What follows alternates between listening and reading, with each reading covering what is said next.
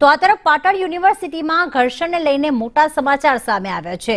ધારાસભ્ય કિરીટ પટેલ પોલીસ સ્ટેશનમાં હાજર થયા છે। પૂર્વ ધારાસભ્ય ચંદનજી સહિતના પોલીસ સમક્ષ હાજર થયા છે। ફરિયાદમાં નામ છે તે તમામ આરોપીઓ હાજર થયા।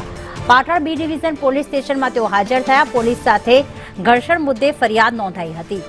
તો ધારાસભ્ય જે છે કિરીટ પટેલ સાથે પાટણના જિલ્લા કોંગ્રેસ પ્રમુખ છે ગેમર દેસાઈ, સિદ્ધપુર કોંગ્રેસના પૂર્વ ધારાસભ્ય છે ચંદનજી ઠાકોર, સાથે જ એનએસયુઆઈના પ્રમુખ દાદુસિંહ, એનએસયુઆઈના ઉપપ્રમુખ હિતેશ દેસાઈ તમામ હાજર થયા છે। પોલીસ સમક્ષ હાજર થઈ ચૂક્યા છે। તો અન્ય કાર્યકરો પણ પોલીસ સ્ટેશને હાજર થયા છે। ભરત અમારી સાથે જોડાઈ ગયા છે। ભરત, તમામ કોંગ્રેસના જે ધારાસભ્ય હોય, એનએસયુઆઈના પ્રમુખ હોય, તે પોલીસ સ્ટેશને હાજર થયા છે। શું વધુ વિગતો?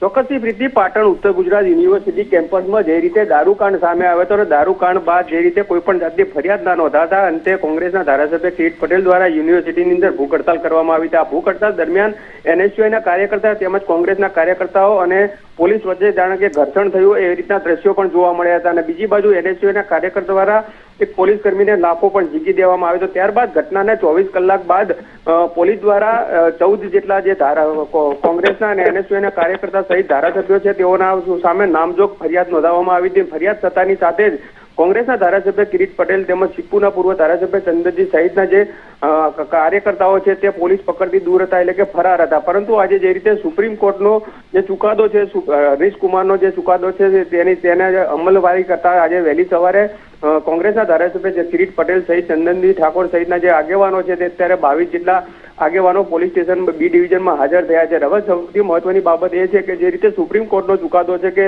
જ્યારે આરોપી અહીંયા હાજર થાય છે, અનિશ કુમારનો જે ચુકાદો છે, અનિશ કુમારના ચુકાદાનું પોલીસ પાલન કરે છે કે કેમ, પછી ભાઈ જોવાનું રહ્યું। કારણ કે જો પોલીસ આ ચુકાદાનું પાલન કરે છે તો જે આરોપીઓ છે તેઓને પોલીસ સ્ટેશનની અંદરથી જામીન મળી જશે।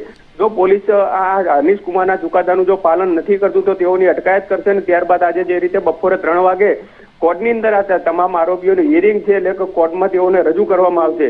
સૌથી મહત્વની બાબત છે કે અત્યારે જે રીતે કિરીટ પટેલ સહિતના જે કોંગ્રેસના આગેવાનો તેમજ એનએસયુઆઈના પ્રમુખ સહિતના જે આગેવાનો અહીંયા પોલીસ સ્ટેશનની અંદર હાજર થયા છે અને મોટી સંખ્યામાં અહીંયા પોલીસ કાફલો ગોઠવી દેવામાં આવે છે, તેમજ કિરીટ પટેલ સહિતના જે આગેવાનો અહીંયા પોલીસ સ્ટેશનમાં છે તેને લઈને પોતાના સમર્થકો પણ મોટી સંખ્યામાં પોલીસ સ્ટેશનમાં જોવા મળી રહ્યા છે।